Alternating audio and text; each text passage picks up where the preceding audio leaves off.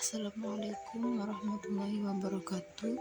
Selamat pagi semuanya, salam sejahtera untuk kita semua.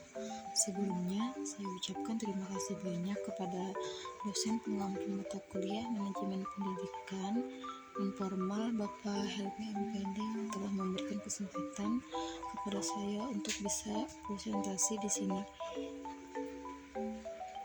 Baiklah, langsung saja. Untuk mempersingkat waktu, di sini ada sedikit perkenalan dari saya.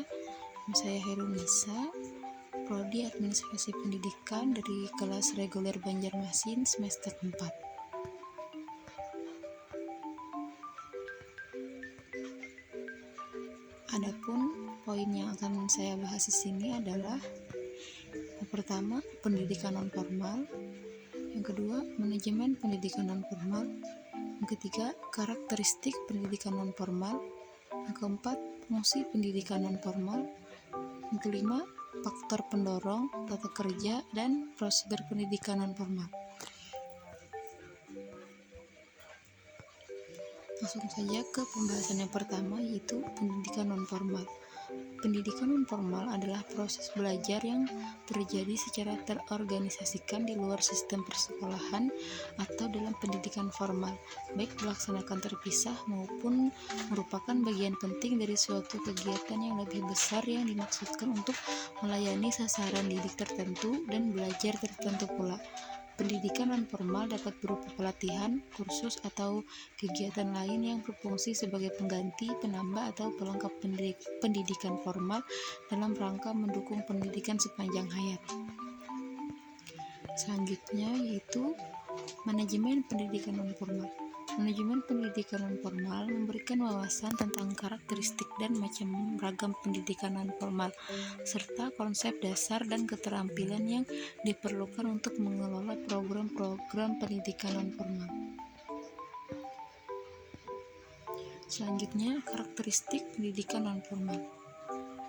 Pendidikan non-formal memiliki beberapa karakteristik seperti tujuan, waktu, persyaratan, isi program, dan proses pembelajaran.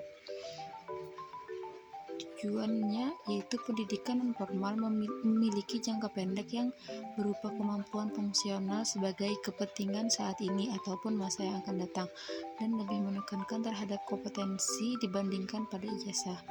Waktu pelaksanaan pendidikan non-formal relatif singkat, mulai diselenggarakan dalam beberapa hari, minggu, dan umumnya kurang dari 1 tahun.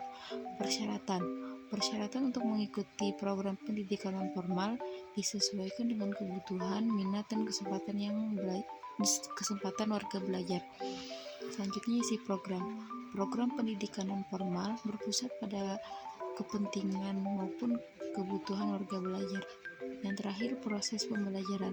Proses pembelajaran pada pendidikan non-formal berpusat pada warga belajar, dipusatkan di lingkungan masyarakat dan lembaga, serta berkaitan dengan kehidupan warga belajar dan masyarakat. Baiklah, selanjutnya fungsi pendidikan non-formal. Pendidikan non-formal berfungsi sebagai pengganti, penambah, atau pelengkap pendidikan formal dalam rangka mendukung pendidikan sepanjang hayat. Pendidikan non-formal berfungsi mengembangkan potensi peserta didik dengan penekanan pada penguasaan, pengetahuan, dan keterampilan fungsional, serta pengembangan sikap dan kepribadian profesional. Pendidikan non-formal dapat mengganti fungsi sekolah, terutama pada daerah-daerah yang belum dijangkau oleh program pendidikan sekolah. Selain itu, pendidikan non-formal juga dapat berfungsi sebagai penambah dan pelengkap pendidikan formal. Selanjutnya yaitu tujuan pendidikan non-formal. Tujuan belajar di jalur pendidikan non-formal dapat ditujukan untuk kepentingan pendidikan kelanjutan setelah serta pendidikan perluasan dan pendidikan nilai-nilai hidup. Selanjutnya yaitu program pendidikan non-formal. Contoh program pendidikan non-formal yang ditujukan untuk mendapatkan dan memaknai nilai-nilai hidup adalah pengajian, sekolah minggu, berbagai latihan kejiwaan, meditasi, manajemen kalbu, latihan pencarian makna hidup, kelompok hobi, pendidikan kesenian, dan sebagainya.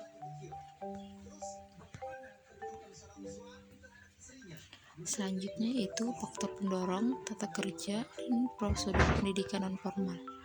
Faktor pendorong pendidikan non formal adalah semakin banyaknya jumlah angkatan muda yang tidak dapat melanjutkan sekolah, lapangan kerja yang semakin pesat, dan kebutuhan kompetensi yang semakin banyak. Selanjutnya, tata kerja dan prosedur pendidikan non formal. Lembaga pendidikan non formal harus memiliki tata kerja dan prosedur yang jelas untuk menyelenggarakan pendidikannya yang akan mempermudah jalannya kehidupan lembaga pendidikan non formal tersebut. Yang terakhir yaitu kesimpulan. Manajemen pendidikan non formal memberikan wawasan tentang karakteristik dan macam ragam pendidikan non formal, serta konsep dasar dan keterampilan yang diperlukan untuk mengelola program pendidikan non formal. Karakteristik pendidikan non formal ada 5, yaitu tujuan, waktu, persyaratan, isi program, dan proses pembelajaran. Baiklah, sekian presentasi dari saya. Atas kekurangan dan kesalahan saya mohon maaf, dan atas perhatiannya saya ucapkan terima kasih. Wassalamualaikum warahmatullahi wabarakatuh.